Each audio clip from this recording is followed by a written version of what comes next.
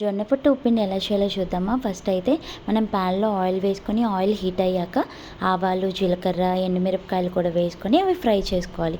అందులోనే ఒక చిన్న టేబుల్ స్పూన్ ఇంగు కూడా వేసుకొని ఒక 3 to 4 పచ్చిమిర్చి కూడా వేసుకొని అవన్నీ మంచిగా ఫ్రై అవ్వనివ్వాలి. 1 గ్లాస్ బియ్యం నూకకైతే 1/4 గ్లాసు పెసరపప్పు తీసుకోవాలి. పెసరపప్పునైతే ఒక 20 minutes నానబెట్టుకోవాలి. ఆ నానబెట్టిన పెసరపప్పును కూడా ఇందులో వేసుకొని ఫ్రై అవ్వనివ్వాలి. మనమైతే ఒక కొబ్బరి చెక్కనైతే తురుముకొని ఆ కొబ్బరి తురుమును కూడా ఇందులో వేసుకొని ఫ్రై చేసుకోవాలి.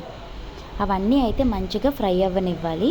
అవన్నీ మంచిగా ఫ్రై అయ్యాక మనం 3 గ్లాస్ అయితే వాటర్ వేసుకోవాలి. వాటర్ వేసుకున్నాక అందులోనే రుచికి తగినంత సాల్ట్ని కూడా యాడ్ చేసుకొని అవన్నీ మిక్స్ అయ్యేలాగా కలుపుకోవాలి. వాటర్ మంచిగా బాయిల్ అయ్యాక మనమైతే బియ్యం నూకని కొద్ది కొద్దిగా వేసుకుంటూ కలుపుతూ ఉండాలి. అలా వేసుకున్నప్పుడు కంపల్సరీ కలుపుతూ ఉండాలి, లేకపోతే ఉండకట్టేస్తుంది. మెయిన్ ఇంగ్రీడియంట్ జొన్న పొట్టలు కదా, జొన్న పొట్టలను అయితే ఒలిచేసుకొని కడిగి పక్కనైతే పెట్టేసుకోవాలి. ఉప్పిండి అయితే ఒక 70% బాయిల్ అయ్యాక అప్పుడైతే మనం జొన్న పొట్టలను యాడ్ చేసుకోవాలి. ముందుగా యాడ్ చేసుకుంటే జొన్న పొట్ట ఎక్కువ బాయిల్ అయిపోతుంది. సో లాస్ట్లో అయితే మనం జొన్న పొట్టలను యాడ్ చేసుకొని మిక్స్ చేసుకోవాలి. ముందుగా అయితే మనం జొన్న పొట్టలను యాడ్ చేయకూడదు. జొన్న పొట్టలు అయితే ఎక్కువ బాయిల్ అయిపోతాయి. సో లాస్ట్లోనే యాడ్ చేసేసుకోవాలి. అంతే, ఎంతో టేస్టీ జొన్నపొట్టు ఉప్పిండి అయితే రెడీ. పిండి తింటున్నప్పుడు ఆ జొన్నపొట్టు తగులుతూ టేస్ట్ అయితే చాలా చాలా బాగుంటుంది.